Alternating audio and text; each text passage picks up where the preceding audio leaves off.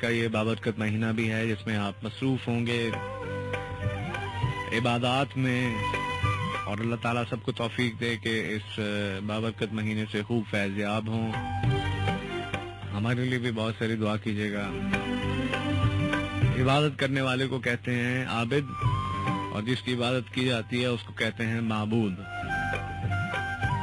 اور عبادت جو ہے وہ عابد اور معبود کے درمیان رشتہ ہے، یعنی کہ معبود کے احکامات کی بجا آوری عبادت کہلاتی ہے۔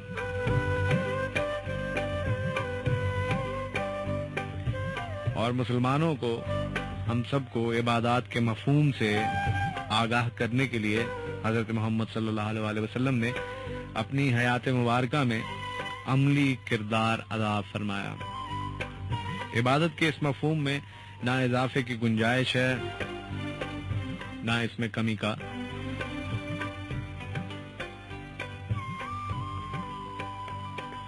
نماز فرض ہے تو سب کے لیے سب زمانوں میں فرض ہے، اسی طرح باقی عبادات، اس میں نہ کوئی کلام ہے نہ کسی بحث کی ضرورت ہے۔ احکام عبادت میں کوئی ابہام نہیں، اس میں کوئی مزید وضاحت درکار نہیں۔ معبود کے احکامات جاری ہو چکے ہیں، ان کی تعمیل پیغمبر زمانہ صلی اللہ علیہ وسلم سے آج تک منون جاری ہے۔ ملت اسلامیہ کا عبادت کا طریقہ کار وہی ہے جو حضور صلی اللہ علیہ وسلم کے زمانے مبارک میں تھا۔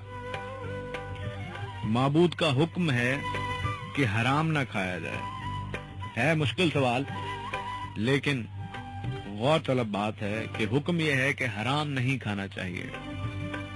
حرام مال سے اجتناب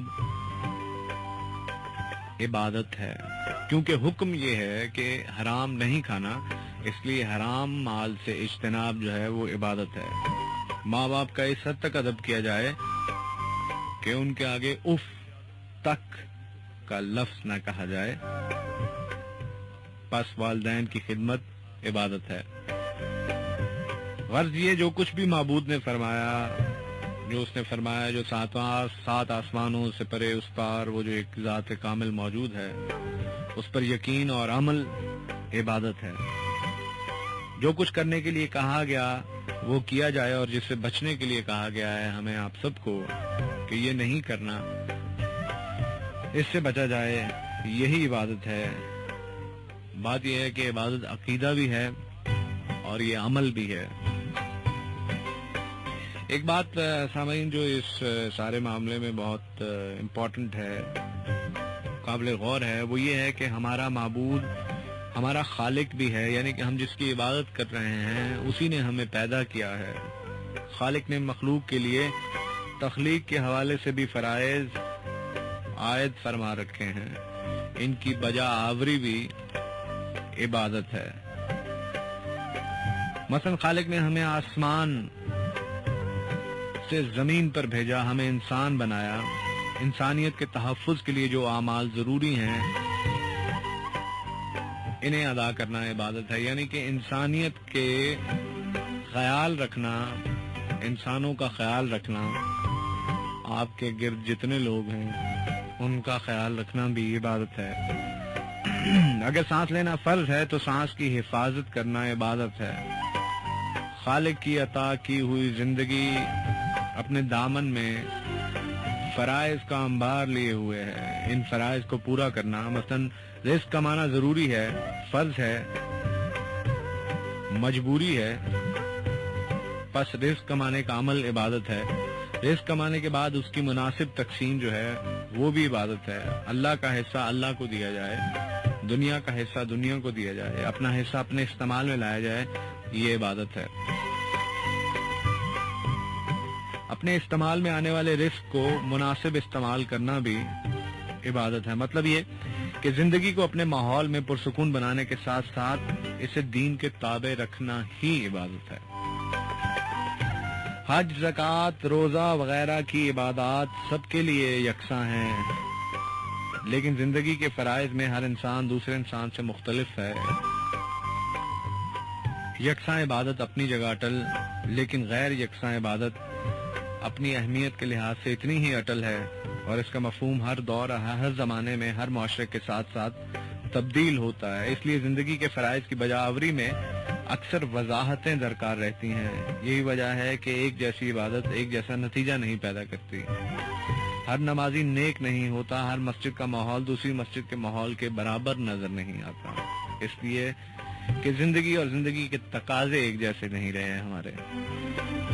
کہتے ہیں کہ نیت بدل جائے تو نیک عمل نیک نہیں رہتا. انسان اندر سے منافق ہو, اندر سے کھوکھلا ہو, تو اس کا کلمہ توحید نہیں ہوگا. ہر چند کے کلمہ توحید وہی ہے, کلمہ وہی رہے گا, لیکن نیت سے جو ہے وہ بات جو ہے وہ بدل جائے گی. قرآن بیان کرنے والے اور قرآن سننے والے اگر متقی نہ ہوں تو قرآن فہمی سے وہ نتائج کبھی پیدا نہیں ہوں گے جو قرآن کا منشا ہے. اللہ تعالیٰ کا ارشاد ہے کہ اگر منافق حضور صلی اللہ علیہ وسلم کی نبوت کی گواہی دیں تو یہ بیان ہر چند کے سچا ہے, لیکن منافق جھوٹ بول رہا ہے. اسلام کے دشمن اگر مسجدیں بنائیں تو وہ مسجد گرا دی جائے. اس سے مساجد کا احترام مجروح نہیں ہوتا, بلکہ اس کے برعکس یہ مساجد کے احترام کا ہی عمل ہے.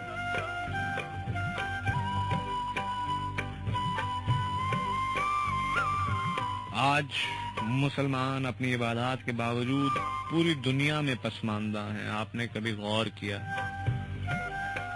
کیوں؟ اگر اللہ کا پسندیدہ دین اسلام ہی ہے اور اس میں شک نہیں ہے, اور ہم مسلمان ہیں اسلام قبول کرنے والے, تو ہماری زندگی ہمارے مالک سے قریب ہونے کے دعوے کے باوجود آسانیوں سے محروم ہے.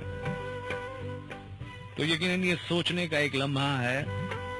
ہمیں سوچنا پڑے گا کہ کچھ نہ کچھ کہیں نہ کہیں کچھ غلط ہے, کہیں نہ کہیں کچھ بگاڑ ہے.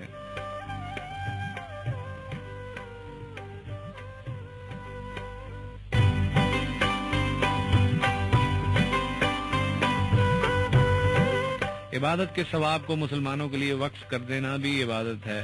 دل مومن نہ ہو تو عبادت کس کام کی؟ دل سے اللہ کو ماننا ہی عبادت ہے. مشکلات پر صبر کرنا عبادت, نعمتوں پر شکر ادا کرنا عبادت, اپنی منشا کو منشائے الہی کے تابع کرنا ہی عین عبادت ہے. محروم اور مظلوم کو حق دلانا عبادت ہے. اپنی زندگی کو بے ضرر بنانا عبادت کی ابتدا اور زندگی کو منافع بخش بنانا اس کی انتہا. انسان جتنا اللہ کے قریب ہوگا لسنس اتنا ہی مخلوق پر مہربان ہوگا. مخلوق سے محبت ہوگی, خالق سے محبت, تو مخلوق سے محبت یہی اصل ہے کہ جو اللہ کے حبیب ہیں, اللہ کے انتہائی قریب ہیں, وہی کائنات میں سب کے لیے رحمت ہیں. اللہ کی عبادت ہمیں مخلوق پر شفیق بناتی ہے. مخلوق پر ظلم کرنے والا, ان سے دھوکہ کرنے والا, ان کی خوراک میں ملاوٹ کرنے والا جتنی مرضی عبادت کرتا جائے اس کا فائدہ کچھ نہیں. کسی کا حق چھیننے والا تقرب الہی کا دعویٰ کرے تو یہ دعویٰ دلیل سے محروم ہے. عبادت اجتماعی فلاح کے لیے ایک حقیقی اور اسلامی راستہ ہے. عبادت انفرادی امتیاز نہیں. کشتی کنارے لگے تو سبھی کنارے لگیں گے, ورنہ سب کے لیے مشکل ہے.